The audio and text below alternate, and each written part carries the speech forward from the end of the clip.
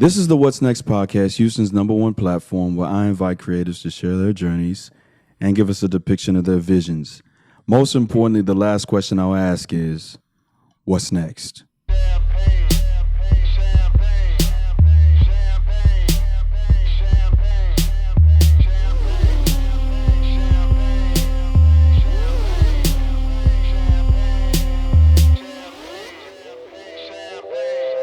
Houston, Texas, welcome back to episode number 53 of the What's Next podcast, a production of Still Visionary Inc. T, man, you mind if I call you Danny Ocean this episode? I'll leave it up to you. Okay. Yeah, I'll leave it up to you. Tubo. Yeah. Let's introduce our social media handles so we don't disrupt the flow of the conversation when we get to that point. OG Danny Ocean, at OG Danny Ocean on everything, from Black Planet all the way to Twitter and IG. Yeah, man, OG Danny Ocean. Okay, and website? Website is under construction right now, but in the meantime, you can go to the Things website, which is www.things-with.com. Okay. And that's where you could see what we've been working on recently. Okay. For the most part. Okay. But yeah. And my name is John Ross Dike II, and you can follow me on Instagram and on Twitter at John Ross Dike and still _visionary. If you would, connect with me on LinkedIn, subscribe to my YouTube channel, like my fan page on Facebook, and visit my website at stillvisionary.com. For everybody listening to this episode, it's stillvisionary.com. Directly in front of us, Houston, Texas. I know that I've said and joked with the fact of having my apparel up, but I this weekend just recently put the ad cart pay button on the website.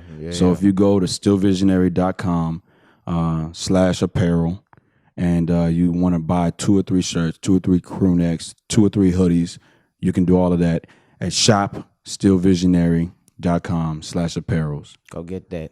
Man, so welcome to the podcast, dog. Man, how are you? I'm good, bro. Thank you for having me. No doubt. You know what I'm saying? I think that in lieu of Black History Month, when I was preparing to, when I was seeking to come and holler at you, because I needed desperately to holler at you, and I'll tell you why I needed to holler at you in a few seconds. But before we go on to Black History Month, let's toast right quick. Hey, to Black History Month. To Black History Month, man. Mamba Day. Mamba Day. For sure. Shout out to my nephew, my oldest nephew, Caleb Jordan Richardson, who turned 17 today. Oh, man, happy birthday. And, happy birthday, young king. Appreciate it. I'll say appreciate it for him. Happy birthday to my dog. I love you. This is your year, and it's time to glow up.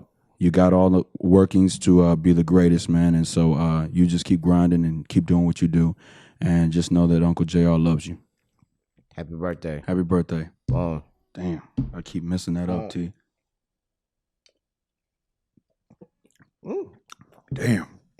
That's one of them I got to hit the glass on the corner of the mouth and pause. It's scotch. We're supposed to sip it, but... Woo! You know, shit. The results the same. In lieu of Black History Month, man, since I'm sitting next to somebody who I consider to be a great, and I don't say that without any reservation. I say that because over the years I've watched you, and I've said to myself and said to others, man, if I had a Tubo in my camp, I would be on. I appreciate that. No doubt. And so in lieu of Black History Month, I want to give acknowledgement to John Singleton. Oh, yeah, for sure. Who we lost, I think, sometime last year, maybe. In April of last year. We lost him last year. But, man, I was watching the classic that is Boys in the Hood. Oh, man. And I haven't caught a lot of his recent projects, man, but... to John Singleton, thank you for your contribution to the film industry. Yo, for sure. And what it means to for Black culture. Yes, for sure. And what it means to be an African American man, Nigerian American man who is trying to get into the film industry at one point as a producer and an actor. So I want to highlight him for Black History Month. man, rest in peace, John Singleton. No doubt. Rest in peace. Rest in peace. Man, you seen Snowfall? I need to get to it. I hear a lot about Oh it, but I man, need to come get to on. it. I need to get to it. He made a masterpiece before he went. Yeah. Snowfall is like literally top 5 shows on TV right now. Like as far as like storyline and everything. When Game of Thrones was on, man, it was all Game of He Thrones was for locked me. in, up until that last season. Oh yeah. I was locked in until that last season, boy. They gave up on us. They was like, you know what? sure. We gave y'all 7 seasons. Yeah. And who you gonna highlight for Black History Month? Man, Miles Davis. You know, I'm just now kind of getting into his music. And I actually plan to rewatch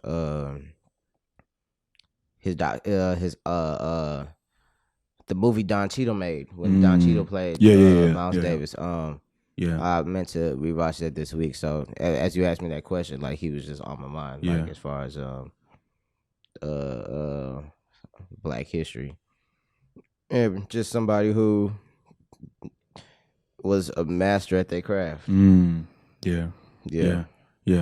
Yo, Houston, Texas, man. I sit next to who I consider, a leading force in our field. Right. I do the podcast. I have a mobile podcast, and It's very mobile. Yeah, I drop every Tuesday at 6 p.m. Central Standard Time. But to the core, I'm an actor. Yeah. Who wants to do that, but I want to be successful in something that I do in production before I can get to that point and really just give my all to acting. But I sit next to a guy who I have watched and idolized for the last few years, right? And so as we move on in this podcast, I want to make sure that if people don't make it to the end of the podcast, however long it may be, right?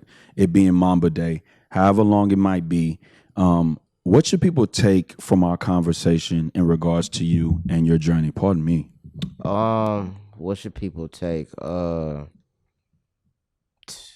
Just to well, since you brought up this Mamba Day, and it's just been on my mind. Just be relentless in whatever you pursue. Yeah. And to make sure that you have you do it purposefully. You know what I'm saying? And that's really it. It's like, just make a goal. And what actually there's a better way I want to word this. It's man, actually, you know what? I wrote this on Instagram the other day. Go ahead. Listen. This is, one thing I want to make sure in this episode that I did was I wanted to converse with you. Yeah. Because I want to I want our conversations and my podcast to flow. Yeah. As in we're having something that if I were to call you on the phone, I wouldn't be asking you how many questions. I wouldn't be asking you all these questions. I'd be genuinely concerned about how you are. What's going on? What can I learn from you in the midst of our conversation? So that's how I want the podcast to be. But this one I'm not shooting. I'm going to drop a couple of ice cubes in this one, so I can make sure that I get up in the morning to get to work tomorrow. As you should. That's responsible. That's what it sounds like.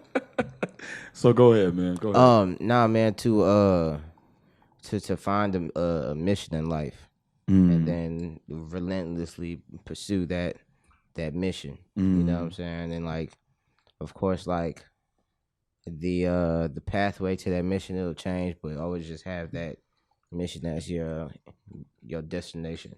And everything else will fall in place. Yeah. You know what I'm saying? As we've named the episode Mamba Day, I want to say rest in peace to Kobe Bryant. Rest in peace, Kobe, Gigi. Yeah, and the other else. 7 survivors. Victims of that accident, man. Yeah. I saw on TMZ today that Vanessa Bryant is filing a lawsuit. Yeah, it's like I was reading that article earlier too. Like as she should, you know what I'm saying? And said that he was reckless. Yeah, because it's not even about money. Like it's about somebody needs to be held responsible for this magnitude of a tragedy that probably when you look at the science behind why it happened, somebody did something wrong. Yeah. And somebody who is supposed to be trained to avoid that situation from happening. Like this is what happens when negligence is involved in something. You know what I'm saying? It's just to hold somebody accountable. And so, and also for this to never happen again to anybody else. Yeah. In my Christian walk, I find it difficult to accept it. It's hard, and it's one of them things to where like you know, like you don't want to question God, right? But then some things is just like you really just be like, well, why did this happen? You know what I'm saying? But then also it's like we try to make sense of a lot of things that we're never gonna get the answer. Yeah. You know, but that's just our humanistic nature. You know what I'm saying? To try to answer questions. Yeah. But some questions they're just you're not gonna get the answer. Yeah. So you know what I'm saying? You just take it and then you just move along with it. You know what I'm saying? But just it's a lesson to know that like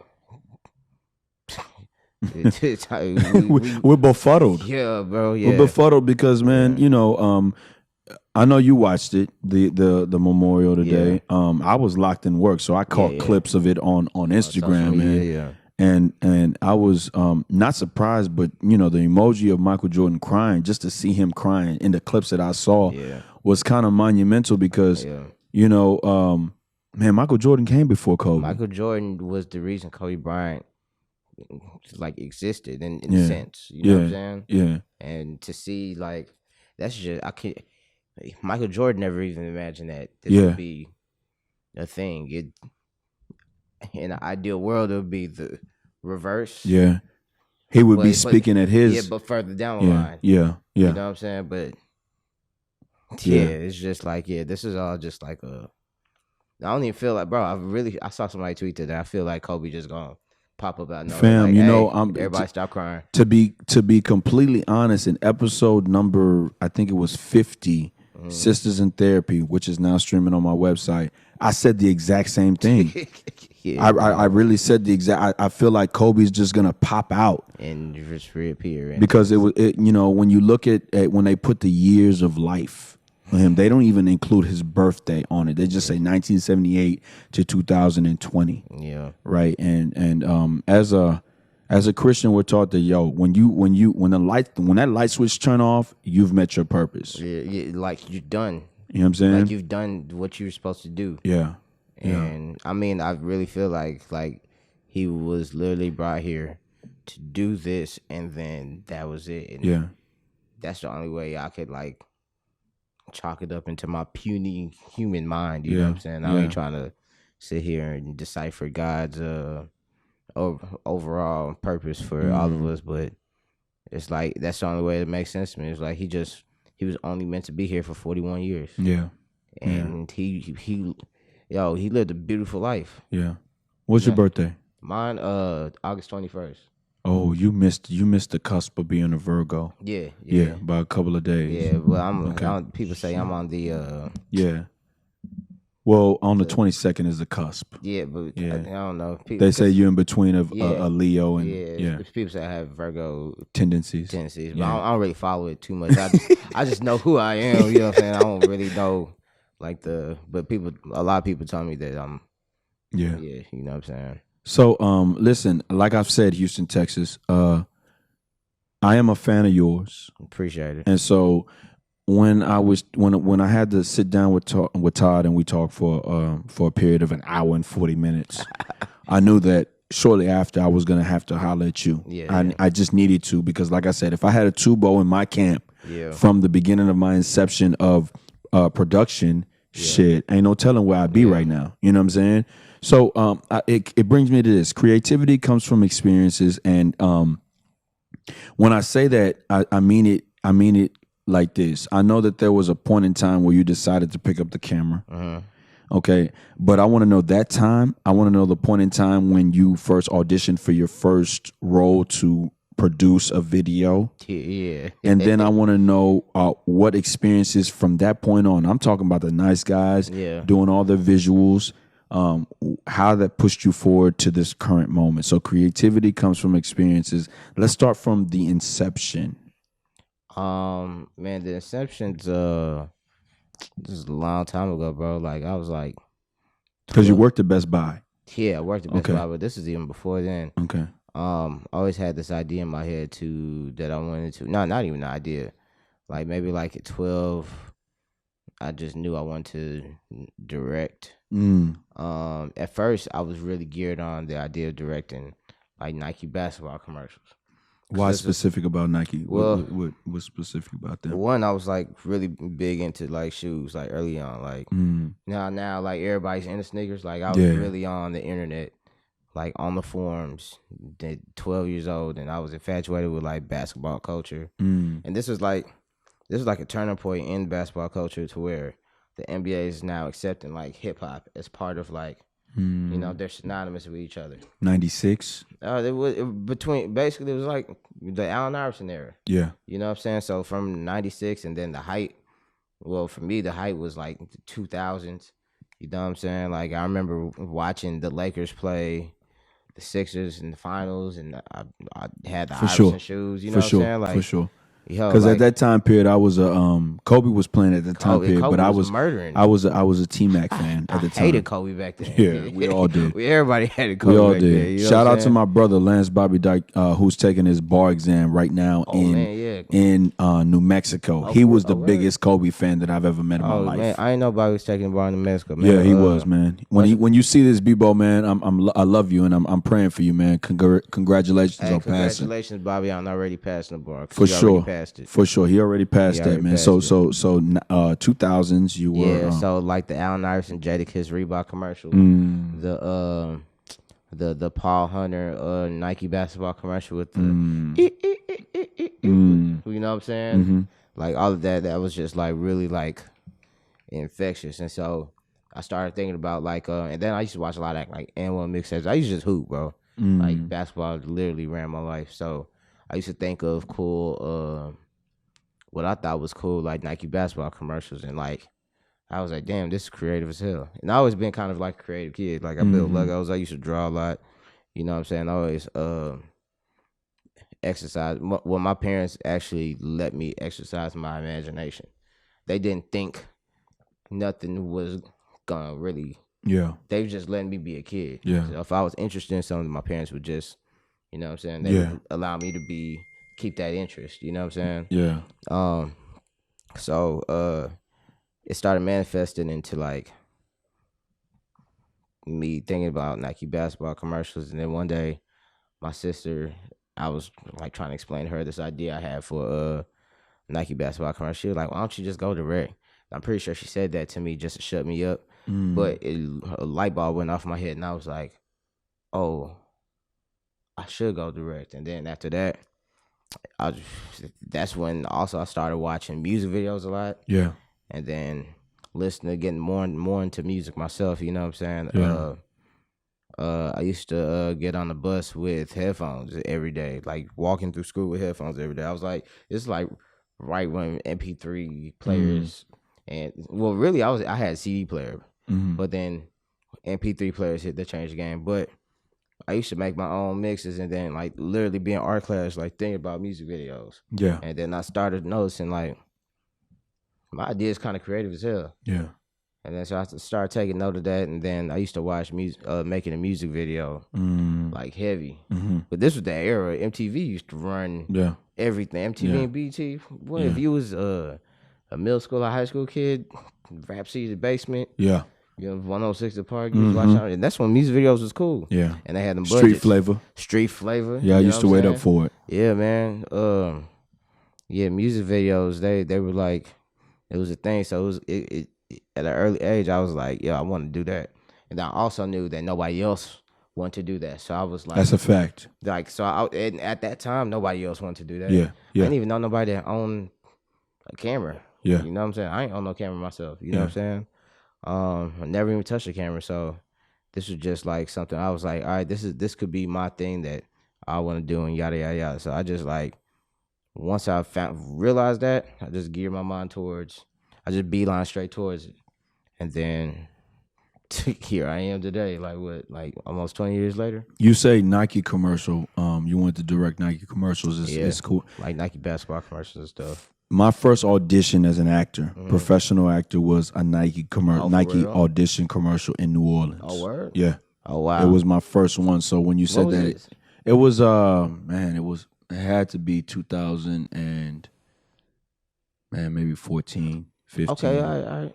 This is when I was on Actors Access, and I had paid to have that annual subscription. I put a video on there, Oh, okay. and I submitted. Oh, okay. And then they called me out there, and I realized when I got out there, I realized how inadequate I was in basketball at the time. My boys was like, they wanted us to dribble, drive, step back, and shoot it like James Harden does now.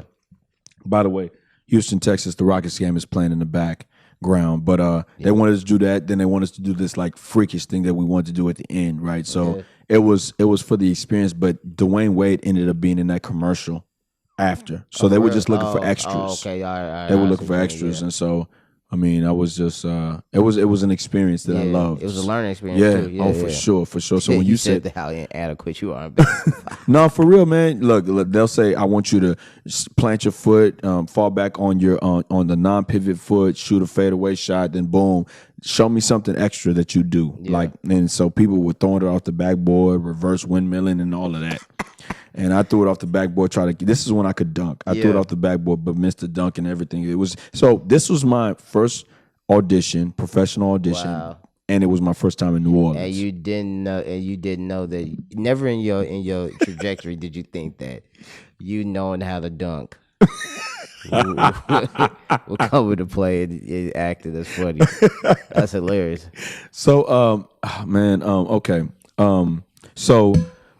When you worked at Best Buy, when was that transition from knowing that you wanted to do this? Because you're right, nobody back in the day. Let me pause.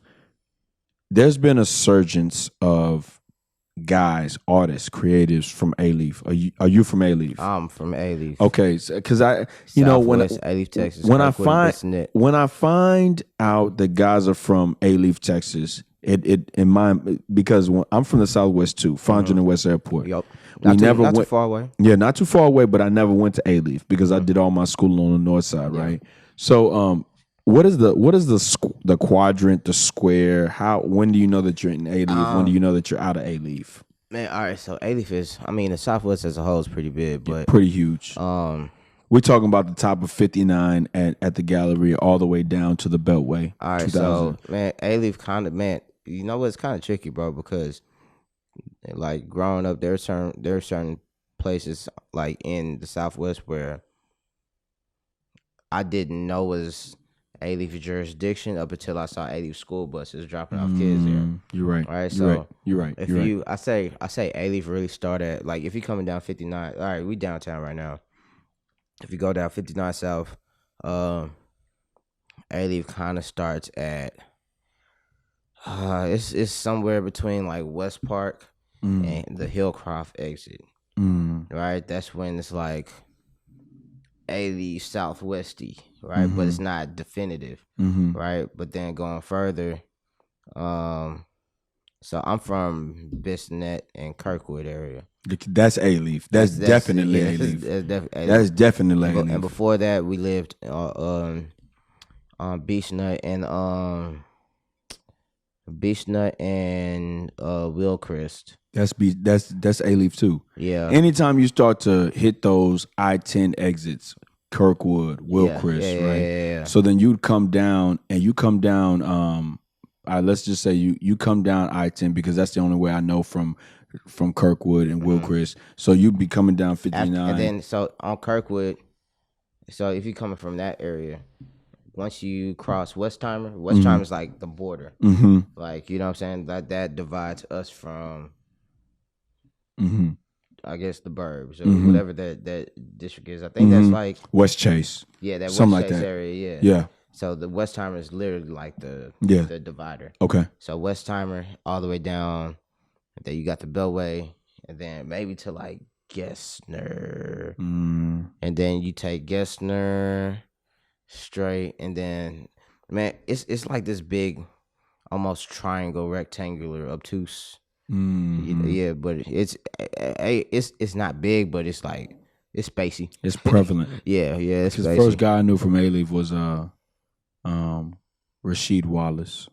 Was the first guy I knew from A-Leaf. His name was Rasheed Wallace.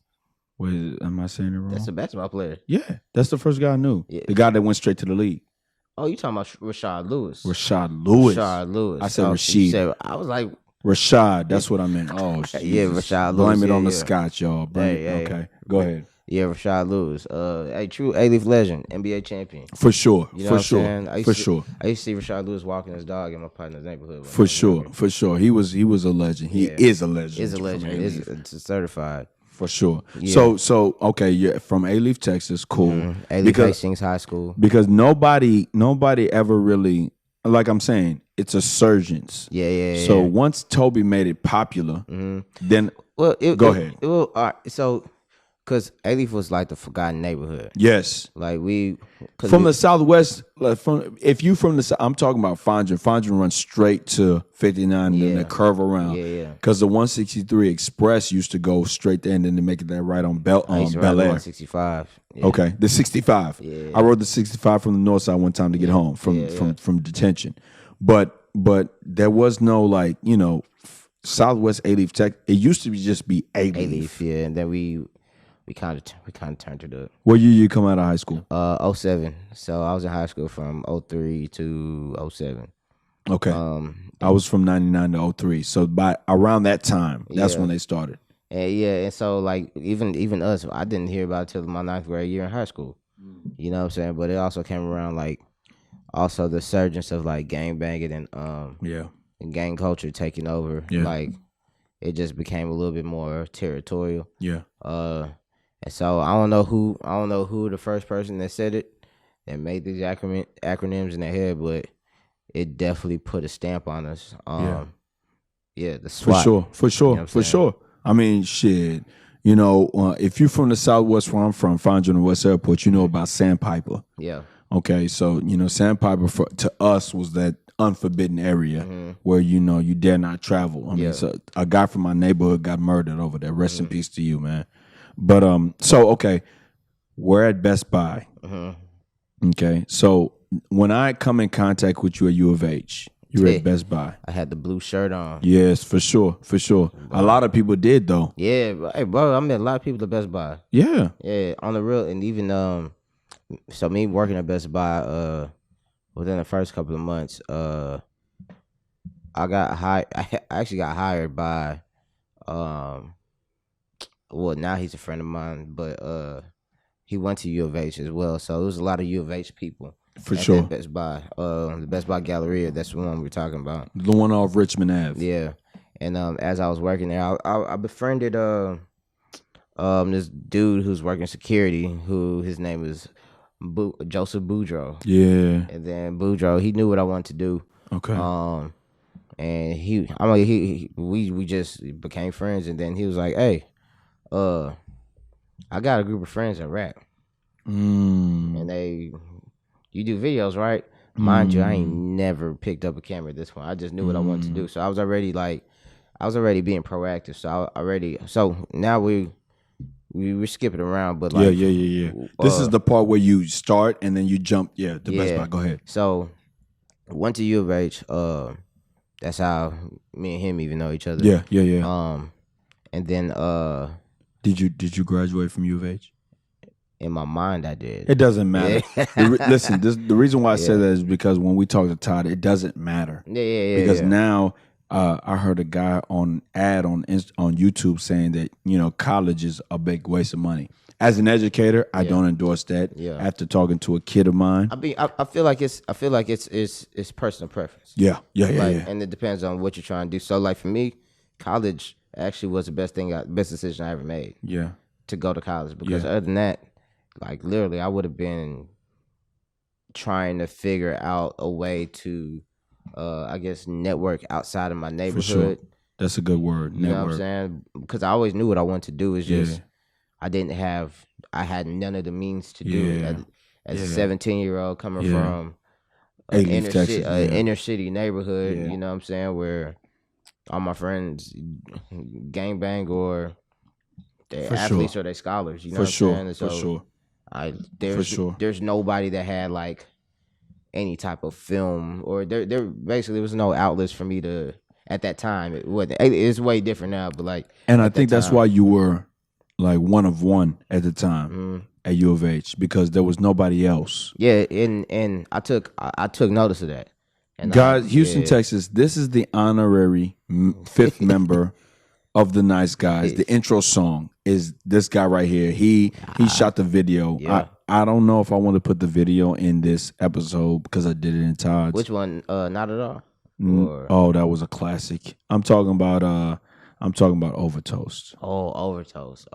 Maybe a snippet. I'll put a snippet. I'll put a snippet.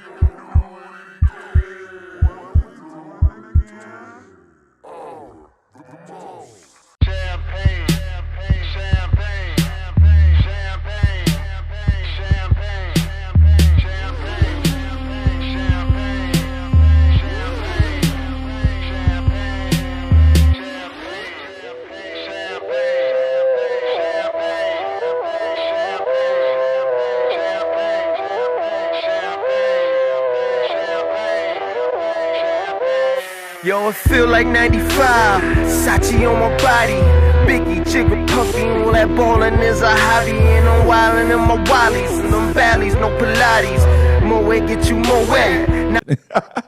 Go ahead. But this is the guy that shot that video. Yeah, man. I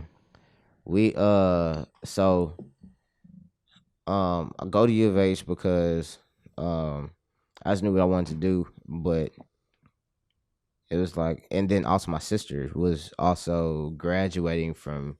I saw her go to college. She was real prevalent in telling me that go to college, you'll meet a lot of people. Yeah, you network. You know, network. What I'm saying? Like for sure.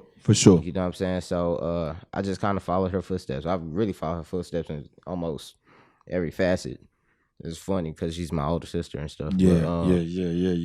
But I went to U of H, and so at that time I was proactive and I joined the Student Video Network, which was at the time, I don't know what it is now, but you remember being in the dorms and you see on the U of H, specifically the U of H channel, that have movies playing, that have movies. Yeah. So I used to program what movies play. Really? Yeah, every month. How you do that?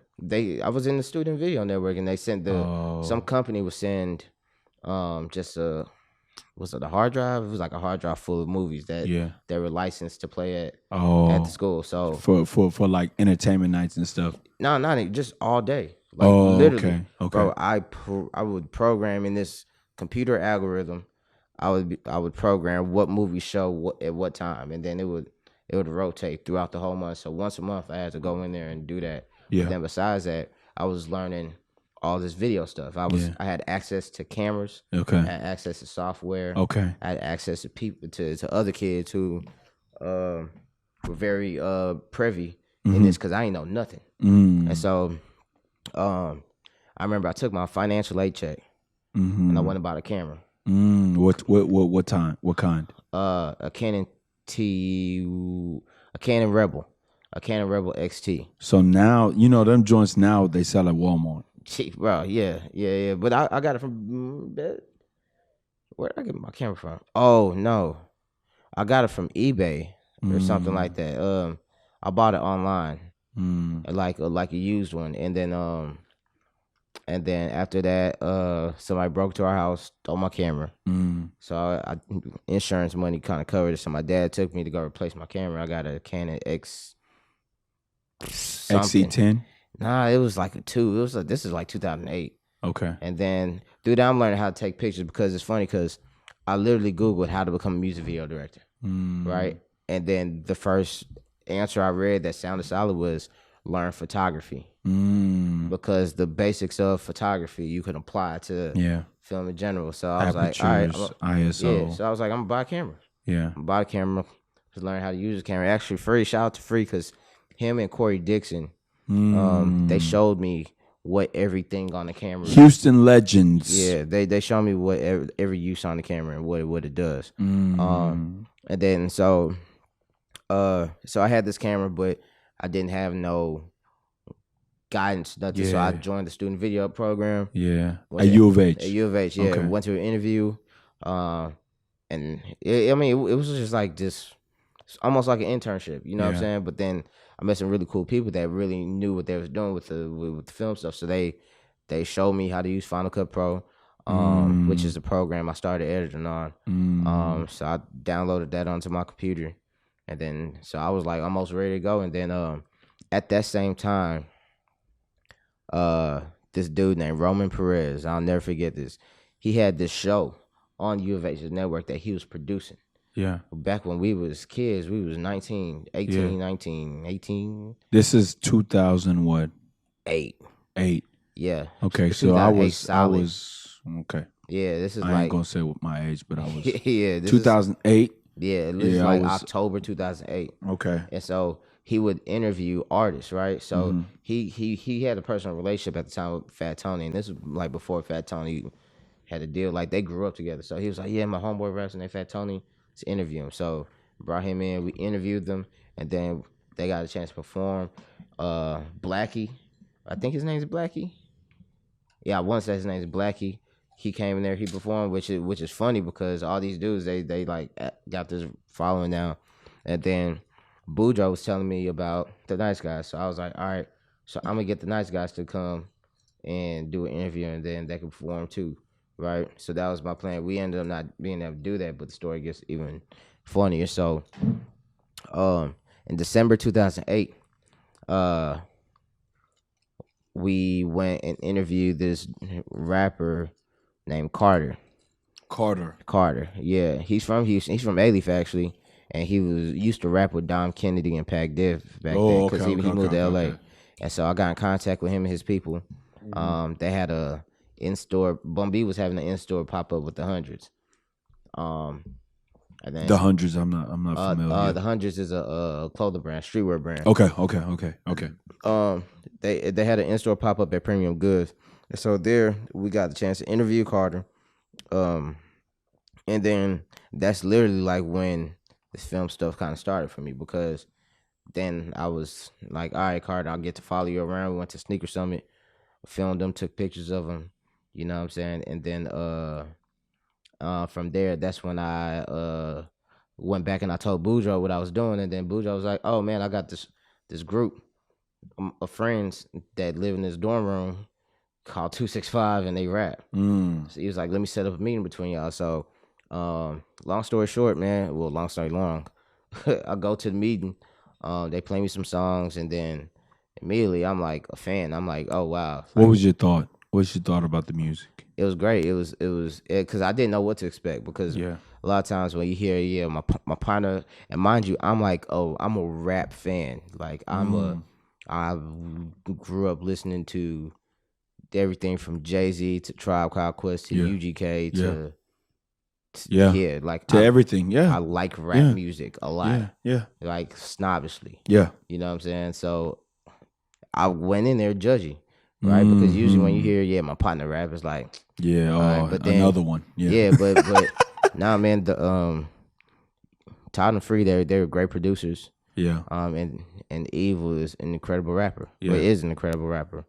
And then like the whole dynamic of what they had going on, like they were in line with everything that that I already had interest in, which come from my neighborhood, there wasn't a lot of people that were interested in what I was interested in, as far as like clothes, shoes, just as culture in general on like a deeper level, you know, on almost like nerdy, you know what I'm saying? But if you could put nerdy into like a gangster category, that was like my MO, and everything that they was about, it just aligned up. Yeah. And we all wanted the same thing. Yeah. And then so it was funny. So they were like, yeah, so you do video, right? Mind you, I ain't never picked up a camera ever in my life. And this is just a tidbit for anybody who sees a window opportunity.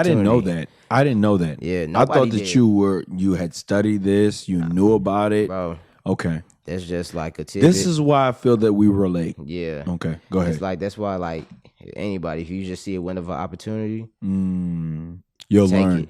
Yeah. Yeah, if you really want to, you'll learn on the job. Okay. You know what I'm saying? Like, if you really want to. So I just learned on the job. They ain't know. Okay. And so... so you didn't let them know that you knew? No, you didn't let them know that you didn't know? They ain't know until like 3 months down the line. What was that conversation like? I was just... Because at that point, I'd been ready to make like 3 videos that they could use to help, that they did use to help with their promotion and really help. So not at all? Nah, it wasn't even not at all. Yeah, bro, I didn't even get to the music video part yet. Bro, I was scared to do a music video. Okay. Like, back then, bro, it was like, I don't even know how to do that. We was gonna pay, man. Actually, let me not tell the story. But yeah, man. Like I just didn't know. I had to build myself up to. Yeah. Actually, my homeboy E-Dub, he used to manage the Nice Guys. Yeah. He called me one day. I was walking in class. He was like, "Hey, bro, we really want to get this done. You're gonna have to do it." He was like, "We not gonna pay this X amount of dollars to fly this person in to do this video. That's not happening. Yeah. You know how to use a camera. You've been doing all these videos. Just shoot the video." Yeah. And I was like, bro, I was like a 20-year-old. I was like, damn, I just got to do it. You know, this is what I want to do. Yeah. So, all right, you either going to rise up to the occasion, or, you know what I'm saying? It's like, scared money don't make no money. That's fact. Yeah, so. That's a fact. Yeah, man, so backtracking a little bit, they play me the music. They play me It's Like That, which is a song. It was like the first Nice Guy song that really got pushed to the blogs and stuff. And it was just like a perfect storm of timing.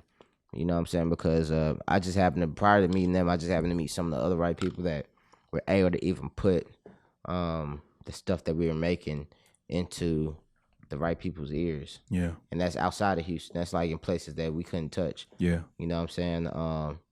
And like at that time, blogs were the shit. Yeah, and that's how you got your stuff out there. And like, for me to see a video I did for this local rap group on Two Dope Boys, which is a website I was going to for like 2 years prior to that to get my own music, I was like, whoa. You know what I'm saying? It was almost like like an MTV moment. It's like you see your stuff that you made in your mom crib, in your bedroom. You know what I'm saying? Like that you stayed up doing. That you see like the reception and people fuck with it. It was big. It made me keep going. It was just like one of those added incentives. So man, we went to South by Southwest. This is what year? 2009. This one, South by was cracking. Okay, yeah. We went to South by, and then at that year they didn't perform, but us just being there, we were so inspired, we were motivated. We were like, all right, so next year, we literally all told each other, we was like, next year, Nice Guys, they're gonna be performing. Yeah. And then lo and behold, the next year, niggas had like fucking 10 shows. You know what I'm saying? And this is like at a time where it's important to have those shows. You know, because this is at the time where you either going to South by to be discovered, or you going to South by to promote, to discover. Yeah, you know what I'm saying? Yeah. Like to find that next artist or whatever, or to find or to become a fan. So we was able to garner like a lot of my relationships now that are very pivotal in my career. I met at South by from 2009 to 2013 at South by Southwest. Because I believe in 2012, 13 maybe. That's the first time I went to South by Southwest. And it was cracking. Yeah. It was cracking. This is before the freakish accidents. Yeah. You know what I mean? And way before the corporations came in. So it was super organic.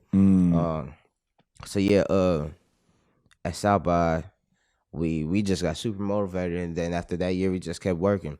Then from there we just started making promotional videos, and then I was able to there's also the rise, like I said, it was like the perfect storm. There's also the rise of social media too.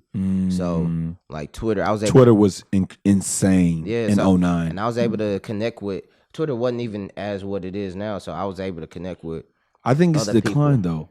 I think it's declined. No, it hasn't. All right. It just depends on what scope you're looking at it from, right?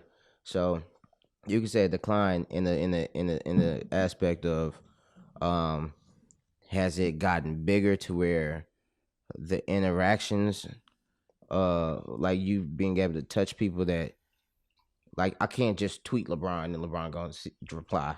Yeah. Right. But back then, I could tweet LeBron and LeBron might have replied. Yeah. You know what I'm saying? That's how. Who was that? Meek. Yeah. Got on. Yeah, I seen that. Yeah, I seen that. You know what I'm saying? But it was that time. Well, not Meek, but King Karan got on like that. King Karan. It was well, you said Meek, but it was another rapper who, or it's probably been multiple rappers that used to do that. You know what I'm saying? Because it was a personable moment. You know what I'm saying? Yeah.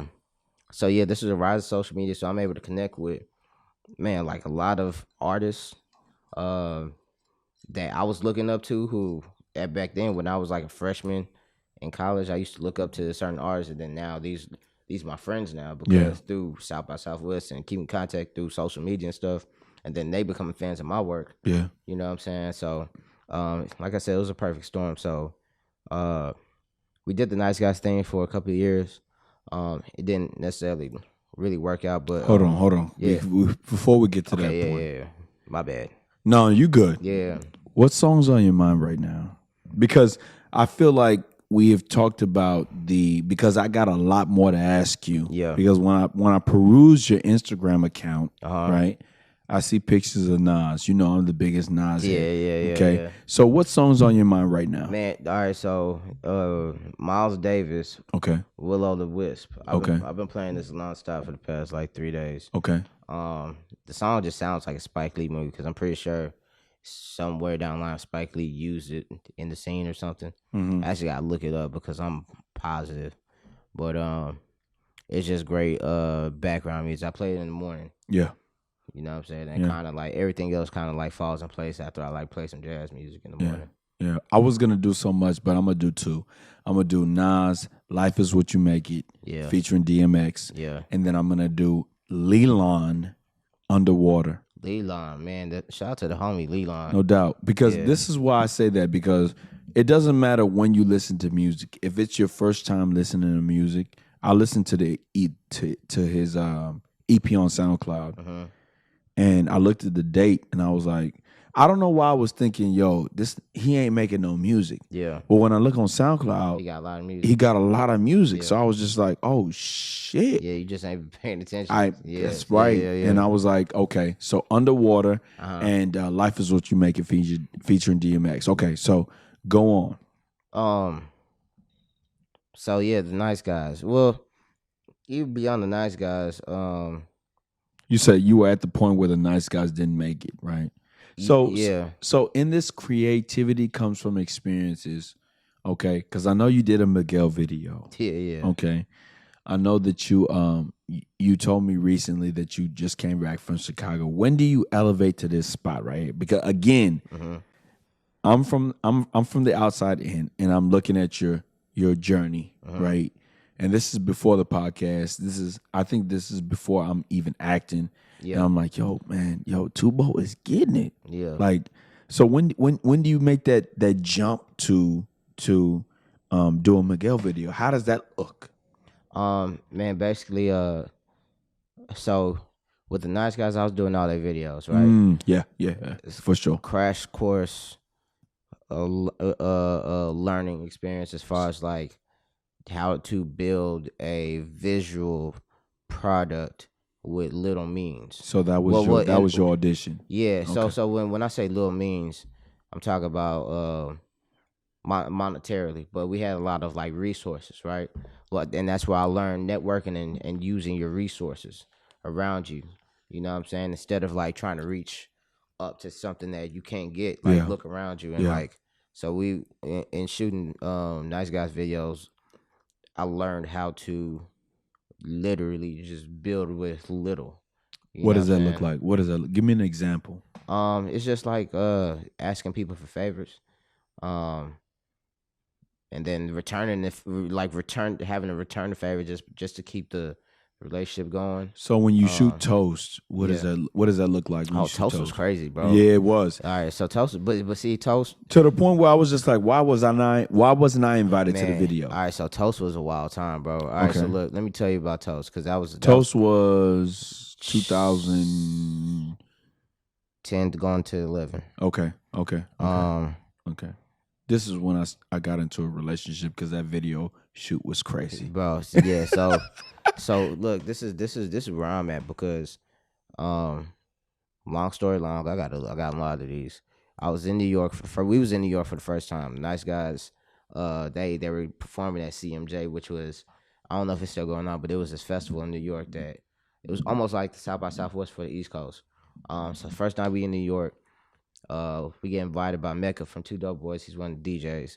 I mean, he was one of the runners of Two Dope Boys, and he was DJ. He is a DJ. He DJs for Duce Palooza now. I want to say shout out to Mecca.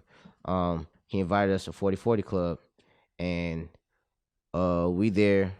You know what I'm saying, have a good time. It's my first time. It's most of our first time in New York ever, except outside for Eve. Yeah. I sit down. Greg Noor. Greg Noor was with us, and he was sitting in the seat. It was like the seat that it was hanging from the ceiling. He was sitting down, and then he got up to use the restroom. And I sat down, and I was like, "Ha, see, Jack." 15 seconds later, a speaker comes crashing down on my head. Right. A speaker comes crashing down on your head. Yeah, from the second floor. So my blood's leaking from my head. I get rushed to Bellevue Hospital.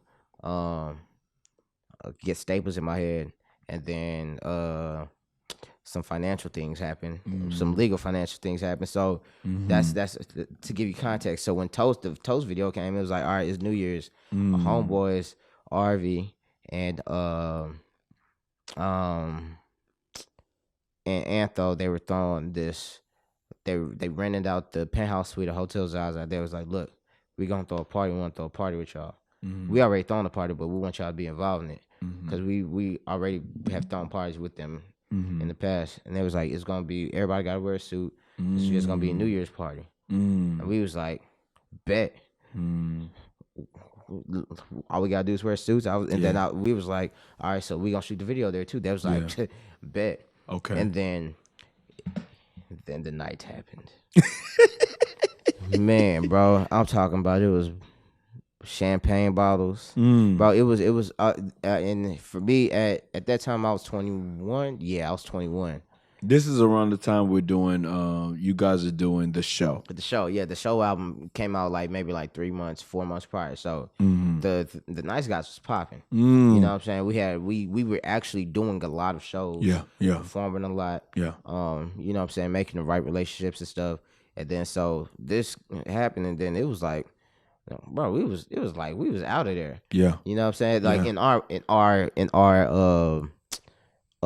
adolescent minds at the time, you know what I'm saying? But my only regret was the fact that I was so close to Todd. Yeah. I was so close to Eve. I was so close to Free. I knew Candlestick he's from Houston, so I knew him. We did like a summer school thing together where I met him at. And my only regret was that I wasn't in the video. Bro, everybody just bouncing around. Bro, everybody who wasn't in it, and that was our goal. Yeah. Because that was, even without the cameras, that was a night. Yeah. That night, that wasn't fabricated. Yeah. Like that video was it was just a documentary. Yeah. Of what happened that night, bro. And it was a beautiful video. Bro, and it was crazy. Like we were that drunk and we were that happy. Yeah. And then when things were simple. Yeah, it was, bro, things were so simple, bro. And then we shot some more scenes, and it was just like everything was clicking. But it was stuff like that helped help me get other stuff that I was able to do. You know what I'm saying? Because at that time, I knew I was building my resume, but I was really like building a resume. And then so to fast forward, we do a couple of videos here and there, and then the Nice Guys, not even that. I was just over school because I went to U of H to get a degree in communications, which was like the closest, media production was like the closest like film type of degree I could get from that university. Yeah.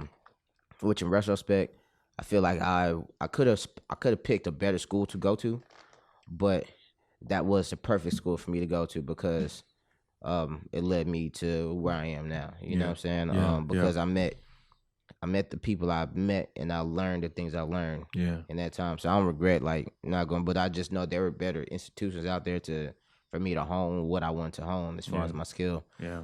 But I'm trying to like talk to my teachers and email them like, hey, this is what I got going on, yada yada yada. None of my teachers cared. Only one of my teachers cared about what I did, and he was one that actually took note of me. Like in the class, we had to actually edit, but I ain't paid no attention to this class, none. So your major at the time was what? Media production, communications. Yeah. Okay. And this is what year? I dropped out twice. But I dropped out once. You know what I'm saying? No doubt. Yeah, I dropped out twice. So at this time, this was like 2011. Yeah, it was 2011. Okay. Yeah. At this point, I had graduated. I dropped out before. Yeah. I dropped out around 06, 07. Yeah. Okay. Right. This is when you were still in high school. No, I was still in college. Hold on, you talking about college? Okay, yeah. You might have been in college at the time. Oh, you said when you 03 dropped out. I was 99 and 03. No, you were but you 03 to dropped 07. You dropped out of college in 06. Yeah. I was in high school. Okay. I was in high school. Okay. And so I dropped out because I just knew that there was more I could do, right? Like, and I just didn't want to be tied down to like having to go to class, all the time. Yeah, you know what I'm saying? Because I had a homeboy who literally he was one of our at the time he used to film with me. Yeah, like most of the Nice Guy stuff. Yeah, HD was there filming it with me. Yeah. And then he got a job because he was an engineer at the time. He got a job opportunity to move to LA. And then he was like, "Hey, bro, I'm gonna take this job opportunity, but you could crash on my couch, bro, because you know what I'm saying, this is like a place that you need to be, that we need to be." Why do you think that he took the job opportunity? Man, because he wanted more. Like, he just wanted more in life. You talking about financially? Or you just overall? Overall. Yeah. It's overall, you know what I'm saying? Because I'm pretty sure like financials might have been like part of it, but overall, he's one of those people like overall, he just wants quality of life, just in every aspect. And and so him and his wife, they moved out there. At the time, she was his girlfriend, but they moved out there, and then I was like, man, like I got this opportunity, like I could go crash with HD for a month and like just do what I do, you know what I'm saying, and try to figure this thing out a little bit more. So I go out there. So no, even before that, I just dropped out of college, right? So I tell my parents, I'm like, yo, I'm not going back to school next year. How was that conversation? Oh my gosh, what? Nigerian parents, bro. Bro, my dad had a family meeting. I'm like, bro. And look, and what's funny is my black friends, they was like, why is this such a big deal, bro? Just drop out. Yeah. And I'm like, it don't work like that, bro. Yeah, what? Yeah. Bro, like to Nigerian parents, if you drop out, you drop it out of life. For sure. You know what I'm saying? Now, for sure. And the thing is, like, what I was doing at the time, like, there's no precedent for it. Like to their knowledge. So they didn't know anybody. Their only example of somebody who dropped out of college and made it was Mark Zuckerberg. Think about that. So they looking at me like, you're not Mark Zuckerberg. Yeah. You know what I'm saying? So I just had to be real adamant on like what I was doing and my purpose. You know what I'm saying? And of course, like, and my mom's an educator. Like, this is at the time, bro, I'm dropping out as my sister is getting her master's degree. You know what I'm saying? My mom got her master's degree, raising 3 kids. Yeah. You know what I'm saying? So it's like, they looking at me like, well, my sister wasn't tripping. Like, my sister been following me the whole time. She like, knew you all she knew along. What's up. Yeah. Like, and she seen it. She been to the show. She watched my videos. Like, you know what I'm saying? If anything, to her, she was kind of like amazed. Like, she was like, this nigga actually took my advice and did it. Yeah, for sure. But like my parents, this was just like brand new territory. So I just had to be adamant, telling them and letting them know that I'm not dropping out of school because I'm lazy. Yeah. Like, I'm about to work. Yeah. Like, I'm about to work. With or without school, I'm gonna do this regardless. So I might as well just, you know what I'm saying? So that kind of it convincing them. And then also, man, I was young.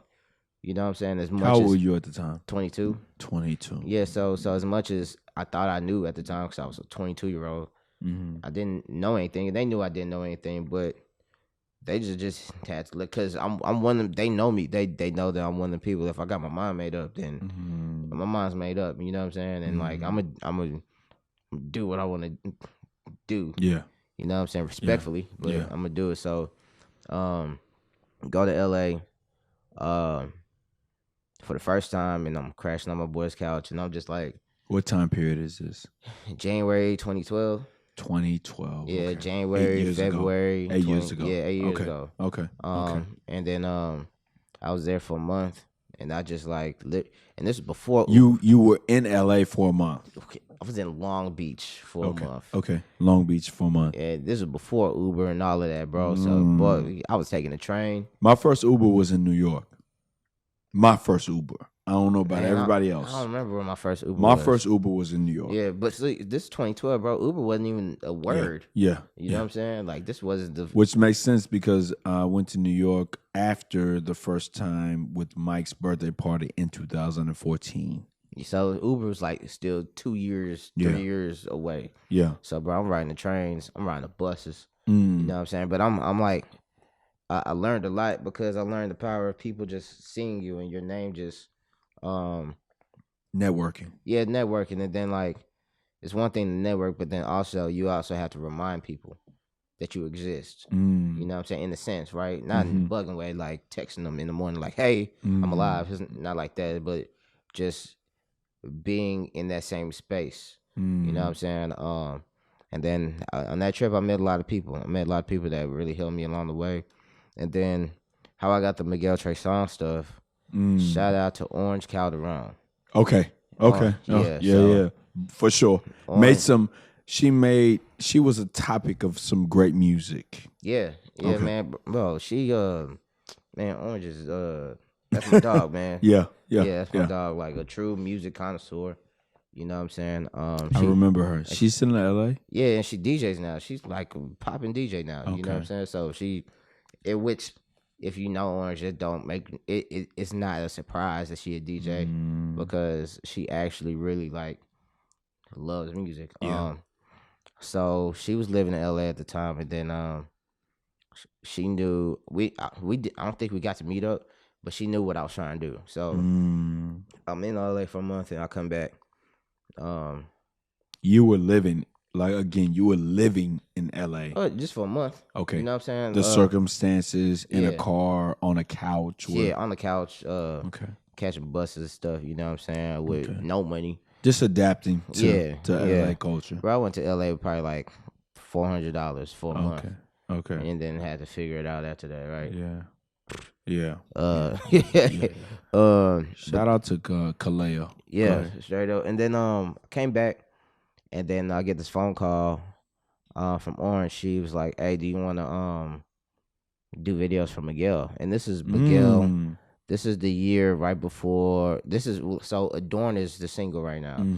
So this is like Miguel's like popping year, right? And then his album's gonna come out. His album's about to come out like in a couple of months. So they were like, he was on tour. Like they was really like trying to build up his online presence. And then so she was like, I'm gonna put you in contact with this person, yada yada yada, and then y'all go from there. But they're looking for a video editor. And the ironic thing is, while I was in LA, I went with HD to this Super Bowl party. It was just like a kickback. And at that party, I met this dude who was one of Miguel's best friends. And he used to film a lot for Miguel. So HD was like, hey, this is my homie. He films a lot for Miguel. And a buddy was like, man, you edit? I was like, yeah, bro. He was like, man, look, I'm not a film guy. I'm a photographer. I have all this footage of Miguel that the label needs to get chopped up, and just let me take your number down, just like so we could talk more. This is in LA. This is before I came back and got that phone call. Okay. And so I took his number down, and I was like, all right, that was a good connection. But I ain't hearing nothing from him. Then fast forward, Orange calls me, and then so now it's an audition. So they send me and a couple other people like some clips, and they're like, all right, just edit it, and then whoever's is the best. I don't know who the other people were, but there was like you and we got select from like you and like 5 other people. So send us your best. So I chopped it up, sent it to him. It was like a little promo video that he made. That he Miguel himself, he filmed himself.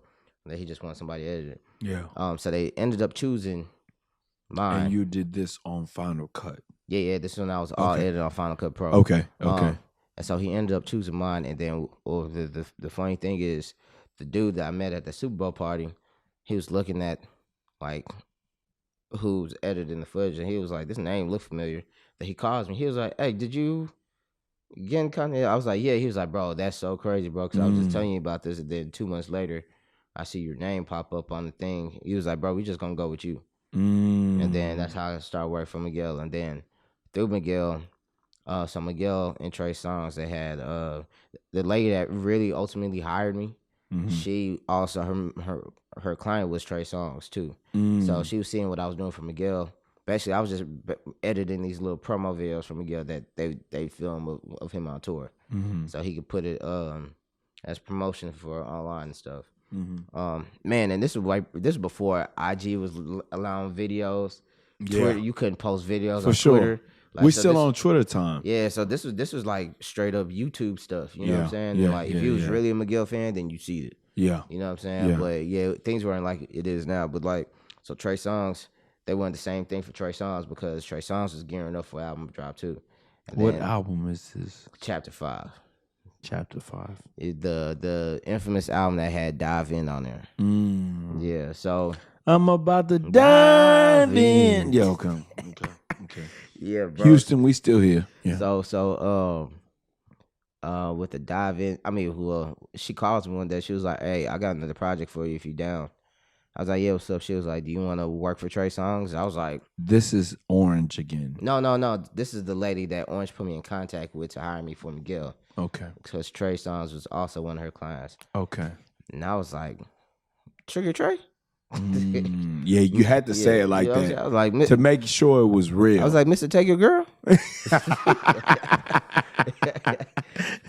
And so, man, next thing you know, bro, literally, dog, she was like, "All right, I'm about to book your flight on this weekend." It was just, like, by the way, that's how you know it's real. Yeah. When they book your flight. Yeah. When you know what I'm saying? Okay. It was Labor Memorial weekend. I want to say it was Memorial. What holidays in May? Memorial weekend, yeah. Memorial weekend. He had like some I think he had like an annual party. It was in Miami. Right? So there was like, she was like, "All right, I'm gonna book your hotel and your flight."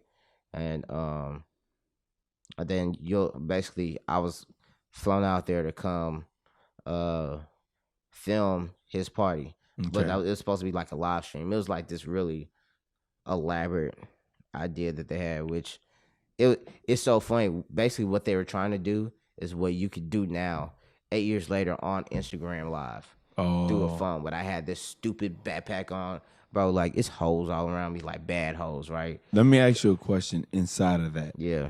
Does it when you say you're streaming this or you're recording this, damn, I missed my question, Tubo. Go ahead, fam. Yeah, so I had this, like, I looked like a fucking Ghostbuster. I had this big ass backpack on because I was like, and that backpack was connected to like this internet server that connected to the camera. I was supposed to live stream to whatever platform. 2012, bro, we were so behind. What do you mean? Like, because like I had that whole Ghostbuster backpack. Yeah. And now we could just do this on our phone. On the phone. Live stream it to wherever, you know what I'm saying? Okay, so let me ask you a question. Would you record a music video? Because for me, I always thought that when I saw Overtoast, it reminded me of a Hype Williams video. Yeah, I appreciate that. No, for real. Yeah. So would you record a video now in 2020 on the iPhone 11? Hell yes. Why?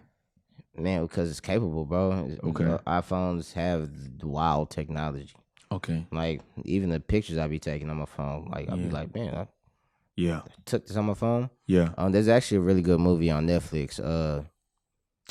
It's directed by Steven Soderbergh, one of my favorite directors. But it's all shot on iPhone. Yeah. Yeah. It's a basketball movie too.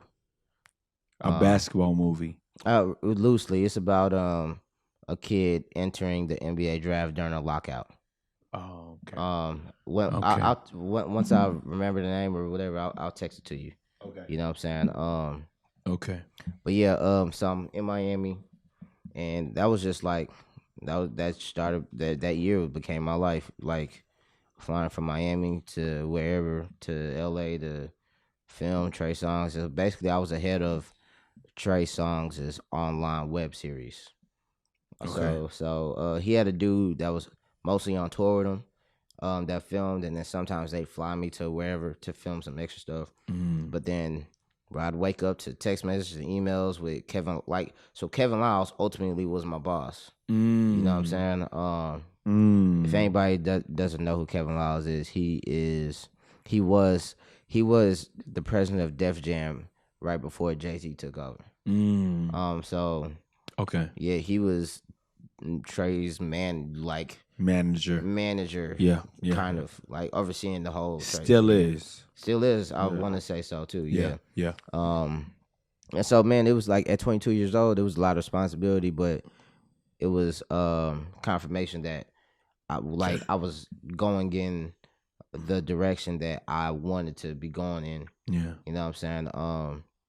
And that like everything that I was doing actually was paying off. Yeah. You know what I'm saying? Because now I'm actually getting paid. Yeah. Like I was, but I would make money like here and there with like local artists. But now I'm like, my checks say Trey Songz Productions. Walk me through the process of what that looks like getting paid for this period. What does that look like, man, in terms of, you don't have to quantify the amount. Yeah. What does it look like in terms of like gearing up? Like you come out, she flies you out, right, to Miami. Yeah. What does that look like when you're getting paid to do this? Man, it's just it's a lot of satisfaction because I didn't know any entrepreneurs growing up, and let alone entrepreneurs. I didn't know any creative entrepreneurs growing up, so there was no example of what I was doing. Like, some people grow up and their dad's a carpenter, and then so they have an example of how to be a carpenter. Like my dad was a correctional officer for 20 years. You know what I'm saying? I didn't want to do that. I didn't want to be in prison. It's like working, and my mom's a teacher. And I'm not. I don't have. Shout out to the educators, because I'm an educator, but shit, you know. But I love it. But I don't have a teaching spirit. You know what I'm saying? Like you got to deal with kids. It's not even if I was dealing with kids, adults, whoever. Like I don't have like a for sure in a classroom. Like, you know what I'm saying? That's not mine. You know what I'm saying? So there was so for me to actually get this far, and then now I'm working with celebrities, bro. Like I was just telling you about BT and MTV, bro. I used to watch Trey Songz used to be on the phone in high school singing Trey Songz songs to chicks. You know what I'm saying? You know what I'm saying? Yeah.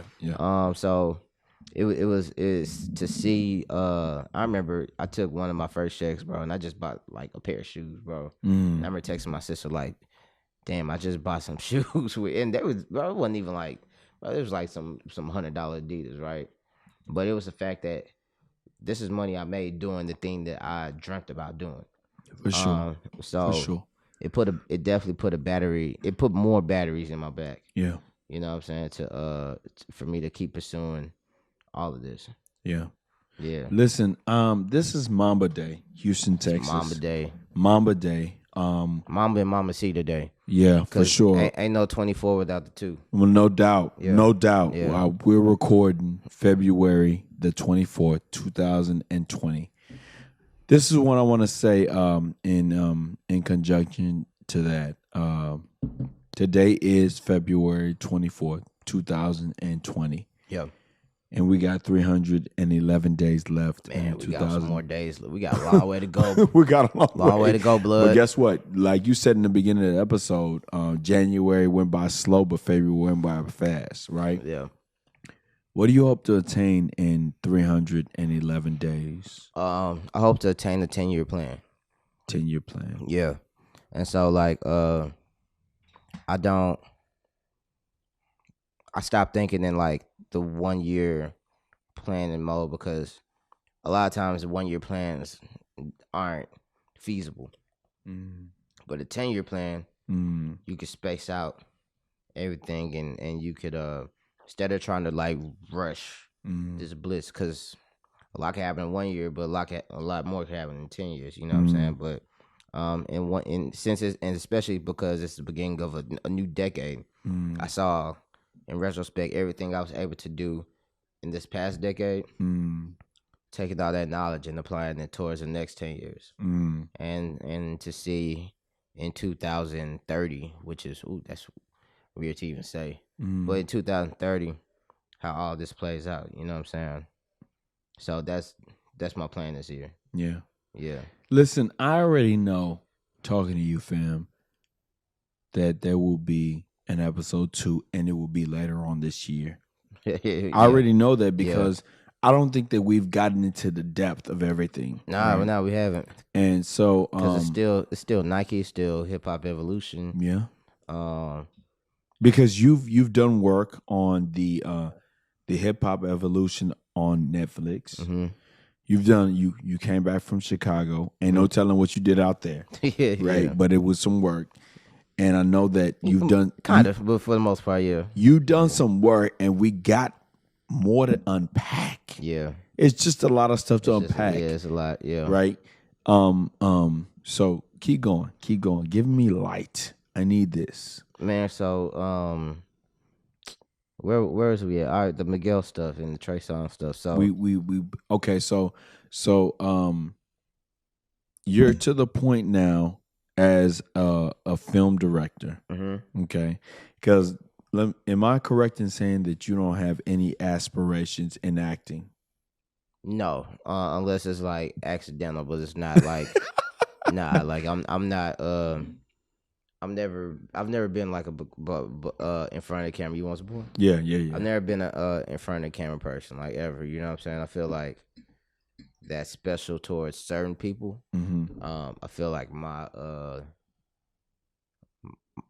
I take liking to being in the shadows. I like being a facilitator. You know what I'm saying? Yeah, I'm like the point guard on the team, but you're the point guard that's not an all-star. Yeah, I'm the point. I'm just a coach, really. Okay. You know what I'm saying? Like, Okay. I'm the point guard that turned to a coach. Okay. I'll put it to you like, well, I don't know. But yeah, man, so no, not acting, but yeah, with film, it's just like it's just a way for me to like bridge everything that I like together. From every aspect of everything that I actually like. Like, it's a way for me to bring it all together. So yeah, man, and doing the Trey Songz Miguel stuff, shot the Thrill for Miguel, which is a video, his music video for track number 6 on his, I forgot, the Kaleidoscope Dream album. Okay. We shot that during his girlfriend's birthday. Okay. That was it. Me and the homie HD, who I was sleeping on his couch. Me and him shot that together. So it was like one of those moments where it was like, yo, you sleeping on my couch paid off. You know what I'm saying? And then through that, man, it's like it's so much happened. Like and then even with Trey Songz, he was on this tour. I had to edit one of these videos that projected during his show all over the world. You know, and this is like me seeing this as a 22-year-old, so this is really like super confirmation. I'm really soaking all of this in. Like, it's not like I appreciated it while it was going on. You know how some people like dang, I wish I would have appreciated this moment. And I was like, nah, I'm soaking all this in. What does that look like for you? Man, it's weird because like the homies know, you know what I'm saying? People on the outside that know of me, they know. But then it's like still trying to convince my parents, look, it's working. You know what I'm saying? Yeah. But my mom and my dad, they started like, but when I started catching these flights, they was like, all right, something's happening here. You know what I'm saying? Maybe he was on or something. Because they knew ultimately they knew they ain't raised no dummy. Yeah. You know what I'm saying? Everybody knew I wasn't no stupid nigga. Yeah. You know what I'm saying? Like, even in sure. high school when I was fucking up, like, my teacher used to be like, "You're not stupid. You're not applying yourself." So they saw me applying myself to something that I really believed in, and yeah, man, it's like now well, my dad still wanted me to go back to school. Give it to him. Oh, for sure. Bro, my dad's like, "Yo, I'll pay for you to go back to school." For sure. So I'm like, do not waste your money. Now you're making bread. Yeah, I mean, you know what I'm saying? I'm able to take care of myself. You know what I'm saying? Okay. And they said, but like, at that time, bro, like for a 22-year-old who, like I said, there was no other examples of this around me. You know what I'm saying? This meant a lot. And then, especially like at that time in A-Leaf, because we were talking about A-Leaf initially. It was nothing. There's nothing going on at A-Leaf. There's nothing. And then, in that time. What time period we talking? This is like just 2010 to like 2014, 15, and then I started working with Maxo in 2013. Okay. Yeah, so me and Maxo, you might have to save that. We gonna say that. We're gonna save it. Okay, we're gonna save it. We're gonna save it. Yeah. Listen, so man, it's a lot. I know. It's a lot. Yeah. It's when listen, this podcast was oh Jesus Christ. It's the Scotch, y'all. Listen, I'm not a Scotch guy. Yeah. Okay. But this podcast was specifically made to talk about the journey of the creative. Okay. And I'm gonna stop you at the Maxo because I got a lot of stuff to talk about that. Yeah. Right? Yeah. But I want you to know in this. Trigger Maxo. Oh yeah. I want you to know in this that if I had a Tubo in my career to this point, to this day, I think I would have been on. Yeah, man, I appreciate that, bro. And I know that when I go back and I look at I listen to the conversation to make the description notes, I know that we definitely got to have a part 2 because you got a lot. As a film, as a cinematographer, I haven't asked you what camera you like and all of that. Yeah. I'll save it for the fall episodes. Okay. Right? Hold on. Where are we at right now? We're like spring? We're still winter. I don't know if the groundhog saw himself or whatever, but we're still winter. I think the groundhog he don't know himself exists yet. Okay, so what does that mean? We're still in winter? Winter, yeah. Okay, so we still got spring, we got summer, and then we got fall. So we're looking at this is it's on you, bro. Whenever, bro. You know for sure. Okay. I said to myself, I did 45 last year in 2019. I'm gonna get to episode 100 this year, which means that I gotta do double time. Yeah, 45, 90. So I got to do 10. And I'm already in January. I've already gotten 5 episodes in January. So I'm a lot further along than I was in 2019. This is what I will ask you. The last question I'll ask you is, what's next for you? What's next? It's funny that you because like 2 days ago, I've been trying to find what's next, right? Yeah. Because nothing's really ever good enough, especially in film. Yeah. Oh yeah. You know, as long as your brain works, then you should be trying to be innovative in whatever like artistic endeavor that you have, as long as you still have the desire to it. Yeah. To do it, which I do. So I've been trying to figure that out for the past couple of months. Not saying things have gotten boring or monotonous, but I was just trying to find out what's my next move. And I figured it out. And without giving too much information, because we gotta talk about it on the next episode. Okay.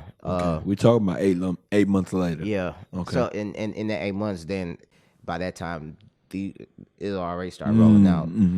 But really start telling the stories I want to tell. That I feel like I need to tell. Right?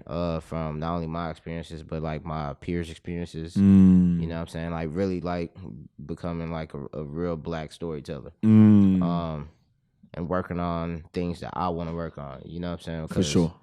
On my own time too. And like whereas I don't gotta check.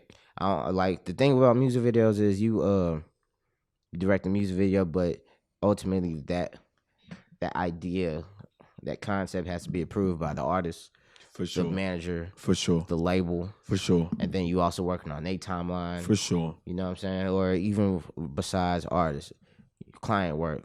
You work with Nike. This is their ultimate vision. Yeah. This is their timeline. This is, you know what I'm saying? But when I'm working on what I want to work on, I do it at my own pleasure. Yeah. And this is really what's gonna please me. Yeah. Like, you know what I'm saying? So that's what's next. Without giving too much out, because I already have a lot of the ideas concrete. Yeah. So by the time we get to that next episode, yeah, okay, it's already gonna be out there. Okay. And then also, man, just working on myself. Yeah. Be better. You know what I'm saying? Mentally, physically. Just try to be. I'm trying to get to Zen Master. Yeah. Yeah. You know what I'm saying? Like I said, man, this episode for me was necessary because even in the hour and some change that we talked, I think that I got a lot to go back on and study, right? And the scotch, of course, helped the conversation just evolve. Put some hair on your chest. Oh, for sure. This is what I will do, man. This year, 2019, I'm giving an exclusive SVI black T-shirt. 2020. I said 19. You said 20. 19. It's scotch. It's the scotch. 2020, right? A black SVI T-shirt, which is an exclusive to the podcast. You know what I'm saying? And then I have this What's Next T-shirt, which is What's next? also. Yeah. Oh, that's why you asked the question. Yeah, Okay, yeah. Look. And so Appreciate you'll that, be bro. the only person in 2020 that gets 2 of those. Oh, what? Because later on in the year, I'll give you another. Okay. Yeah, I'll give you another 2. Hey, my dog. No doubt, that. man. No doubt. Hey, listen, we got a lot more to unpack. Yeah. Right? And I hate to put a time limit on it, but I'm going to cut it off. Yeah. So that way we have more to talk about. And, I'll be trying to paraphrase, but it's like. You got to. There is, you know what I'm saying? Yeah. And some of the stories be elaborate because there's a lot of, it's a lot of lessons I learned from all of these. It's a journey, man. It's a whole journey. It's a marathon. And man.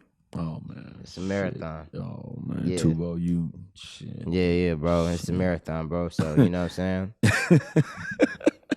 Houston, Texas, man. I do what I do for myself to prove that I can do it for others. Peace and blessings. Peace.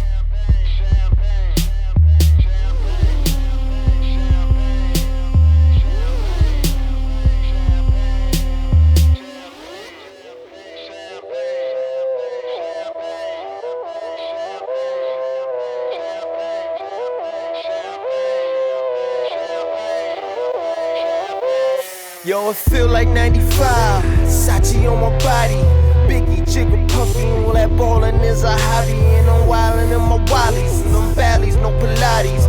More wet, get you more wet. Nah, that's the Spumante. My crystal ball, I see crystal, I crystal y'all with that. I saw the sign like Ace of Spades, that Ace of Spades get cracked me like cheers to the money guys, the Willie niggas who buy them bottles, and then they spill these liquors. Yo, salute my dude. I see you, dog. 5 bottles, 1 dick. Why I need 2 bras? I know I'm out of line, but love is shower time. You know it rose rain when your cloud is 9. Get off that high ass hussy. This a private party. Been on my dick too long. Your breath on private party. You gon' be nice or naughty. These walls on priceless Audi. This the upper crust. Fuck is up. Over and done.